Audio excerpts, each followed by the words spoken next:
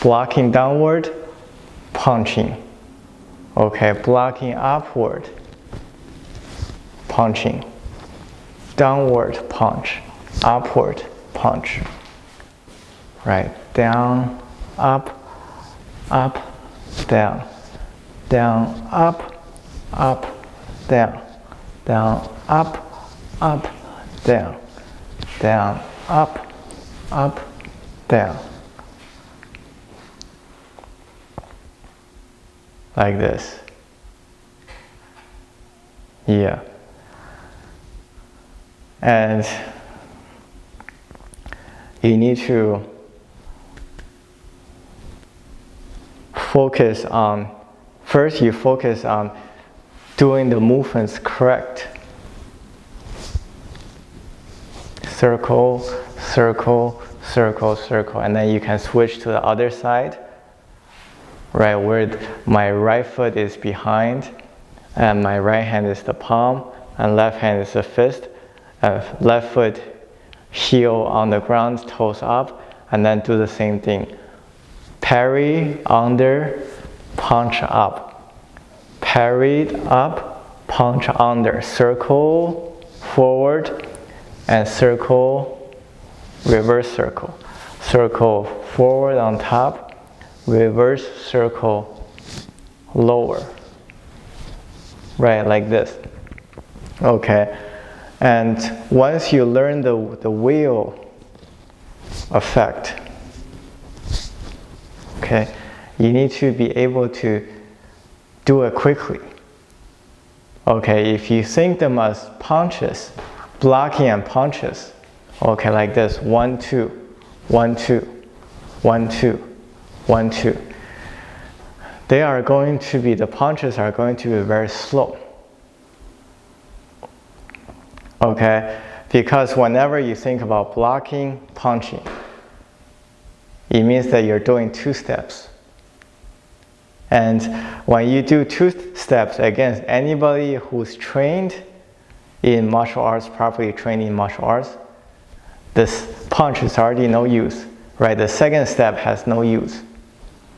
So you need to be able to combine first step and second step together. Okay, so here, parry and punching is 1 step. It's not 1, 2, right? 1 step. Okay, and then going downward, parry, punching, right? 1 step. Up, 1 step. Down, 1 step. Up, 1 step. Down, 1 step. Okay, so slowly, okay, focus on one motion. Let's try.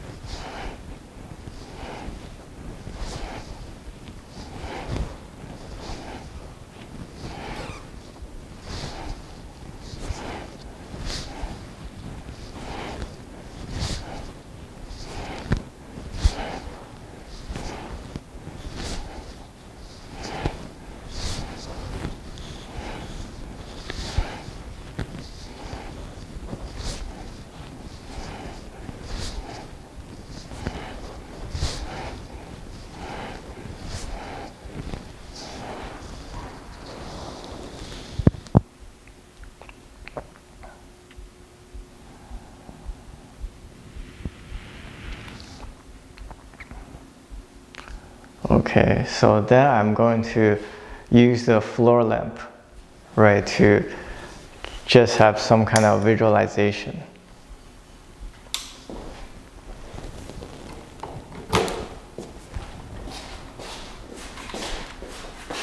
Right, so here, using the floor lamp. Okay, one moment.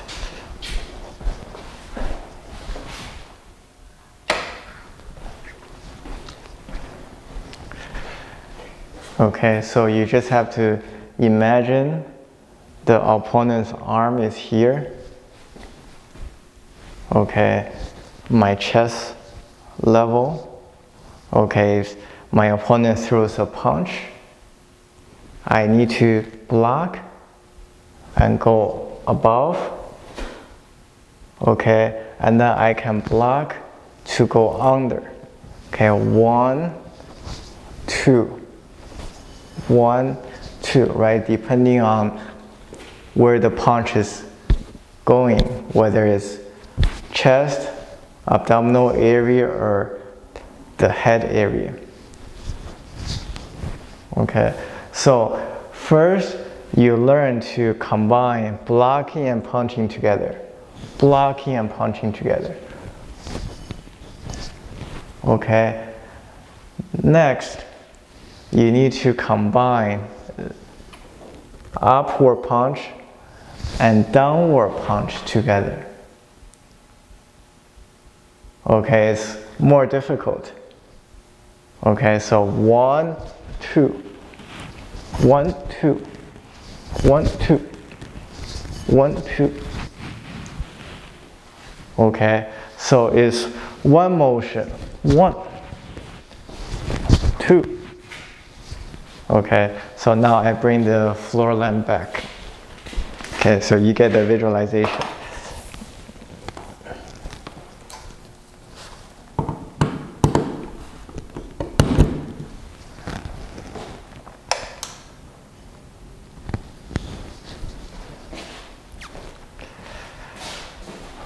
Okay, so it becomes 1, 2, other side, 1, 2. Okay, this view, 1, 2.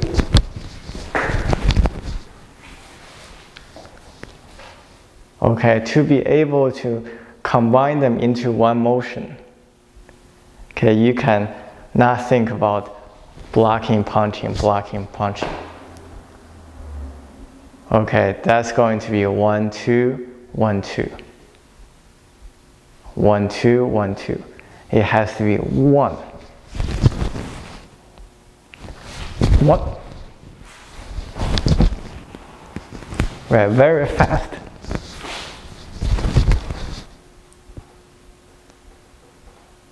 Okay, so your whole body have to coordinate. It takes time. Okay, and why do you need to throw 2 punches and combine into 1? Okay, because if you're dealing with your opponent who is trained, okay, oftentimes your opponent throws a punch and you block and you hit. Maybe the first punch you can't really hit your opponent.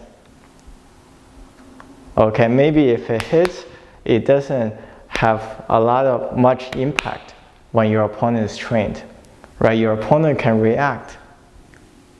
Okay, your opponent attacks, and then when you counter the attack, your opponent can also react. Right? Your opponent doesn't just stand there. Okay, so oftentimes it becomes the first punch doesn't really work. So then you need the second punch to work. And if you make the second punch as first punch and then second punch, your opponent can react to both. Okay, so your punch has to be so fast that your opponent can't really detect the second punch. So the first punch is like a distraction. Okay, distracting your opponent's vision. Okay, And then the second one comes. Okay, and where do you hit with the second punch? Okay, you can hit the ribs, you can hit the abdominal area, or you can hit the groin area. Okay, the more effective way is probably hitting the groin area. Okay, because this is not like a heavy punch. This is a quick punch. So quick punch doesn't have strong impact. Okay, it relies more on speed and coordination. So first punch, you distract your opponent. And then second one goes to the groin. So it means you need to go under, attacking the groin, right? And then you can also add a footwork. You see?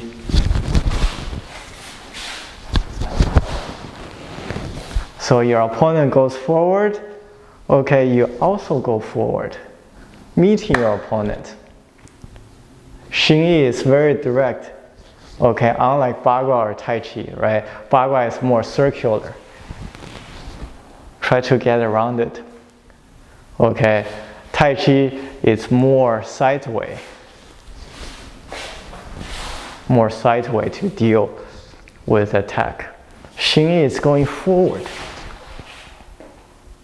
right? But going forward is not force against force.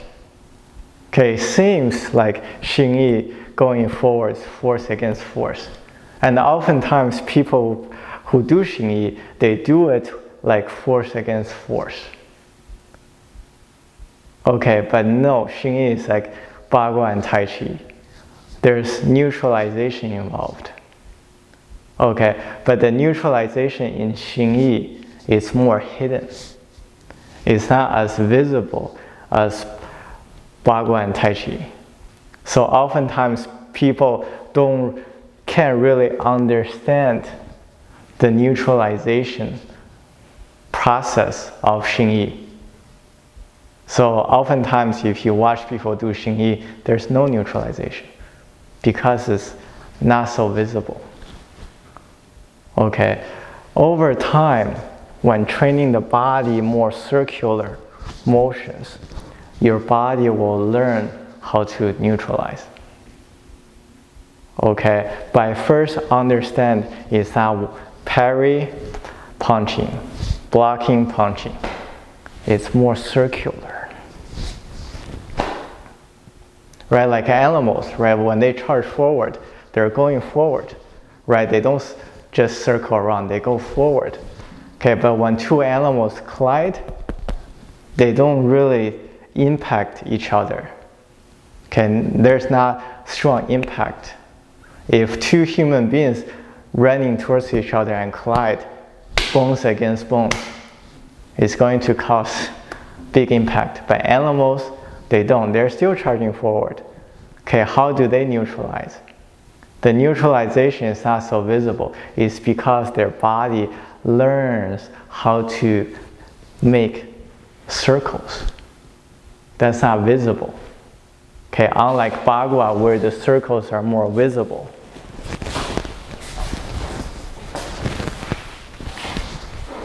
Right, and Tai Chi just going sideways. Okay, Xingyi goes forward. Yeah, takes time. Okay, don't think that we can process all the information all at once. Okay, from here, footwork. Right, I do it on an angle so you see it better. 1, 2. Okay, so it's one step. Okay, and 2 punches. So it's not 1, 2. Okay, 1, 2. Okay, this is more like Wing Chun. Footwork. Okay, Wing Chun, body mechanics. Xingyi is 1, 2.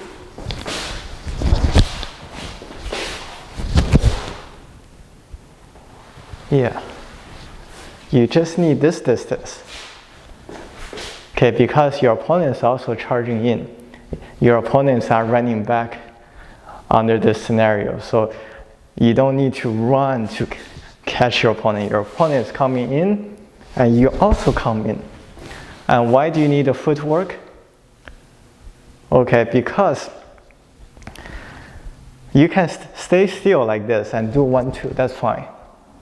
Okay, but on the second punch, your opponent probably be able to react somewhat, even if the punch connects with the first one and turn into like one force. Still, right, if your opponent's experienced, he would be able to have some kind of detection that you're going with another punch. Okay, even if they're one force.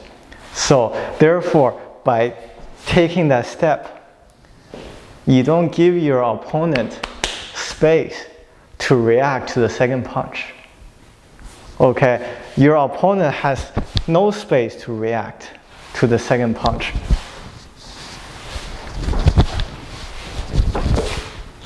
That's first. And second, in Xingyi, okay, Xingyi is very, this particular aspect, very different from Bengquan Tai Chi, is that Xingyi talks about the front foot have to go into the gate, into the center of the gate of your opponent. Okay, meaning that your opponent standing like this is like his gate. Okay, right here between the feet is his gate, is his space. Right, when you take the step, you need to make sure you go right into the center of your opponent's gate. So when the gate cannot properly close and you jam the gate, then your opponent cannot do anything. You have taken over his space. You have taken over his route. You have taken over his castle. Okay, if he's able to properly block you from entering through the gate, then you have no control over your opponent's center, no control over your opponent's castle. Okay, which is different from Tai Chi principle, right? Tai Chi principle focus on, getting the root in control, getting control of the root of your opponent through touching, right? Through connecting to your opponent's hand and arms, and then through this connection, then get in control of your opponent's root or center. Okay, but in this aspect, Xingyi is more physical, more direct. Okay, Xingyi doesn't care about I touch your hand, touch your arm, and feel your structure and connect to your root, to your center. No. Okay, that is good, but that's not very practical. So therefore, Xingyi focuses on something very practical. I physically jam your gate. I physically get my foot into the gate of my opponent. So taking over the physical center. Yeah, once your foot get into the physical center, then your opponent cannot do anything. You have complete control. Okay, so for you to understand when you step, very important. And when you step, you also first step, second step, you need to close. Okay, not just like this. You have to close. Why? You attack your opponent's gate. Your gate can also be attacked. So while you're attacking your opponent's gate, you want to make sure that your gate is closed off. You don't leave any opening for your opponent to enter. So you close.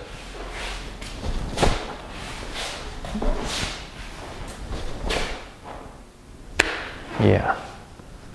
This is Xingyi footwork.